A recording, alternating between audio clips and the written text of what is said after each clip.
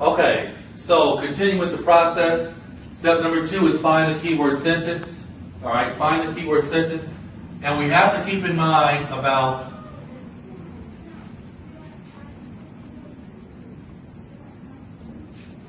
synonym language. All right? Remember, the TOEFL exam is testing English. And so the keywords in the question are not going to necessarily be the same words that are in the passage. They're going to use synonyms. Because synonyms are one of the best ways of testing somebody's English ability. If somebody has a low level of English, they know they won't find, they'll have a hard time finding the synonym language and finding where the answer is located. If somebody has a high level of English, they'll find the synonym language in the passage and they can find the answer very quickly. Okay? So synonym language is very important. All right? Step 3.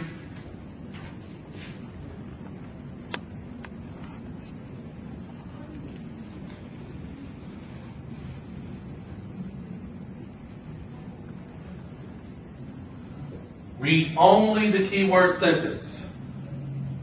Read only that one sentence unless. All right, here's the big unless.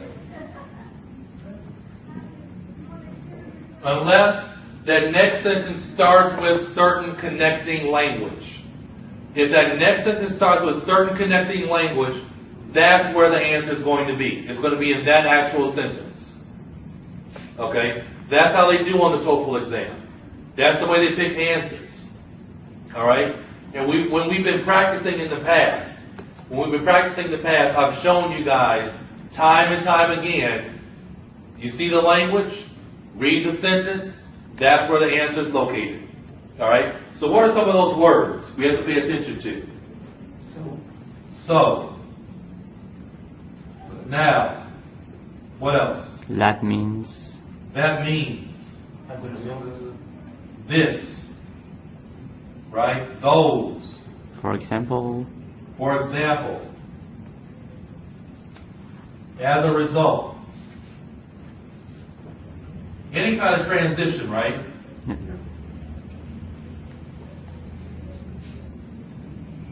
All right, but typically it's going to say this means, that means, those.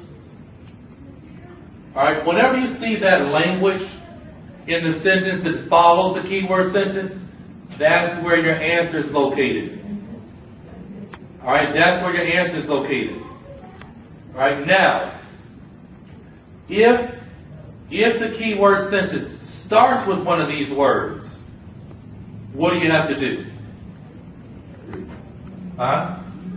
What did you say, Young? I say nothing. Oh.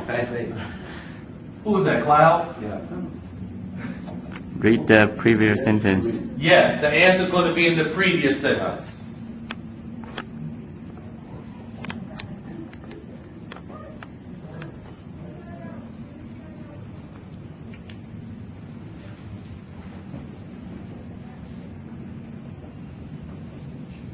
This is true whatever the type of the question? Huh? This is true whatever the type? Yes. Well, not certain. This is true for your basic questions, your detailed questions, maybe a lot of your detailed questions, your inference questions, sometimes your purpose question. Right? There's certain questions where you have to know which sentence to read. Other questions like the negative, factual, and some of those, there's a different methodology. Okay? There's a different methodology. If the keyword sentence starts with one of these words, your answer is in that previous sentence.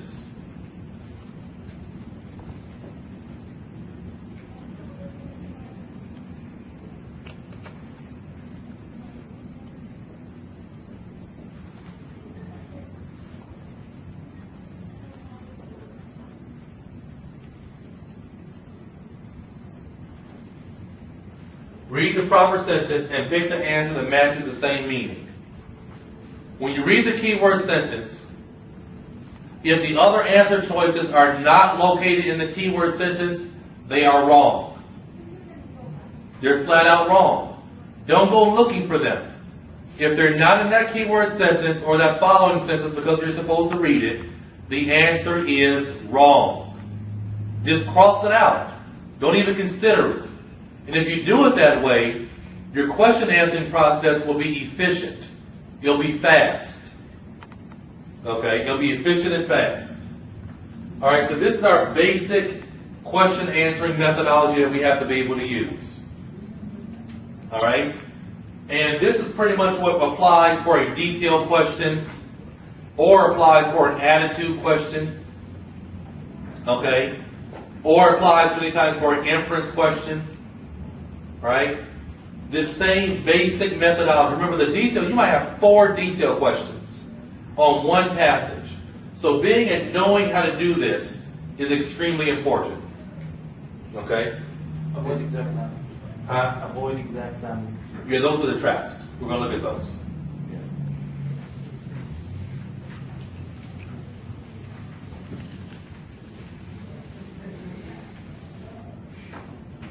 Okay? Now, if we have a purpose question,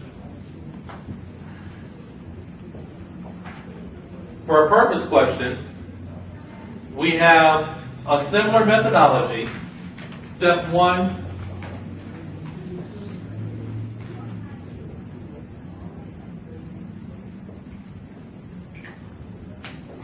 find the keywords in the question. Step 2,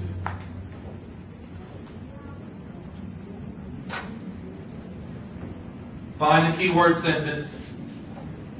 All right, it's pretty straightforward with a purpose question. Because purpose question is going to say, why did the professor say this? And a lot of times they'll highlight it for you. Okay? Why did he say this? Why did he mention this? All right? So you want to find that sentence.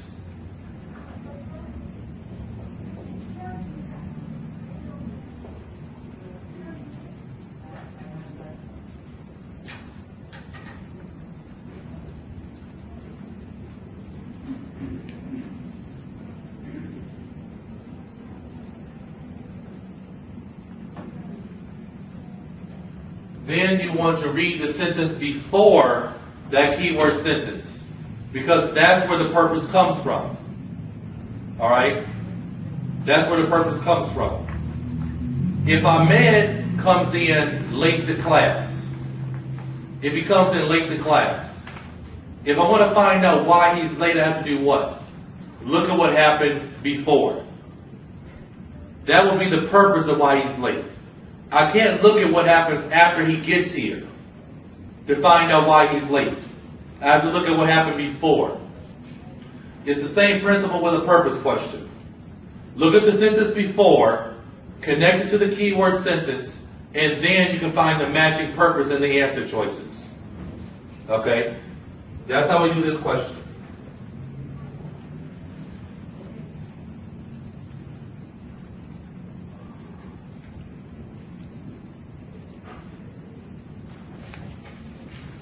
Find the matching purpose in the answers.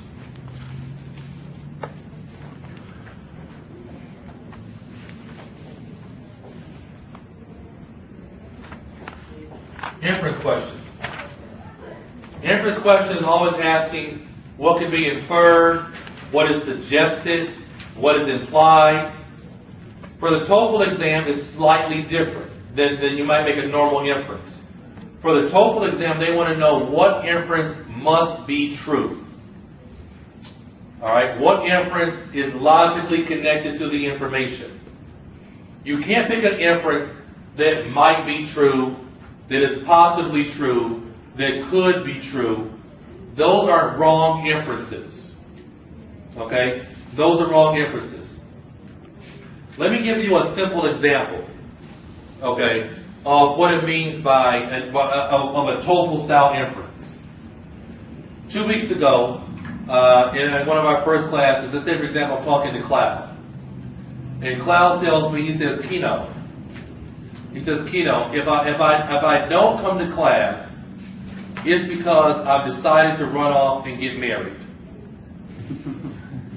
All right, that's what Cloud said. He says, Keno, if I don't come to class, I've decided to run off and get married. Now, 2 weeks later, I come to class.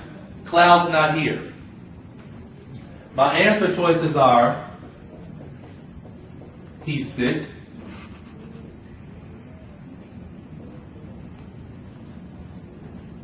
he's scared of Pinot, or car accident, or got married. Based on the only information we have, what answer must we pick? D. Huh? D. The cloud got married. Now, maybe he's not here because he got sick. Maybe he's scared. Maybe he had a car accident. Those are all what? Possibilities. But based on the information that we're given, the answer that we must pick is that cloud got married. Okay? That's how you do a TOEFL style question. This is a simplistic way of looking at it. But it's basically that thought pattern you have to do when you're answering an inference question. Pick the answer choice that must be true as it's connected to the information they tell you to read. Alright? Because the question is going to tell you what sentence to read. You're supposed to read that sentence and then make the next logical connection. Okay? Not the next possibility. Alright? And the only time you make an inference is on an inference question. Okay? On any other question, you don't make inferences. If you're doing a details question, you don't look at it and say, well, I thought maybe, I didn't see any information about this, but I thought maybe that might be true because maybe they said this and possibly they said this. Okay? We don't, the only time we make inferences are on an inference question. Alright? Cloud, what are you doing? Go ahead and go. No, I'm filming. You know, Cloud doesn't want to be on camera. Yeah. He didn't. He didn't.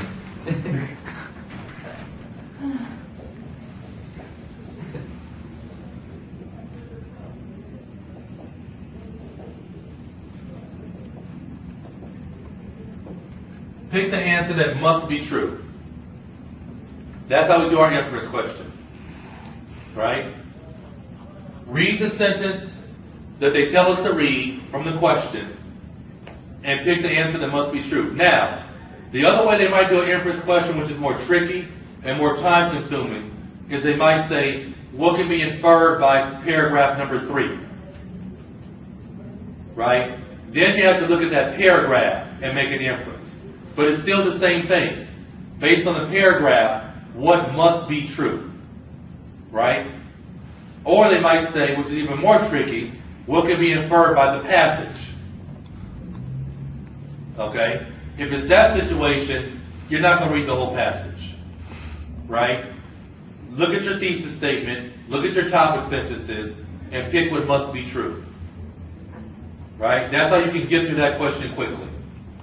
Okay?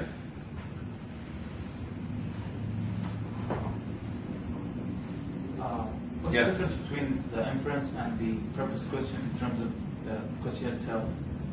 Both of them starts with why. Yeah, well, no, the inference question is going to be what is implied, or what is suggested, or what is inferred. You'll use one of those words. Purpose question is going to be, what does he mean when he says this? Why does he mention this? Why does he say this? You see the different words? Mention, say, report, state, inference, suggest.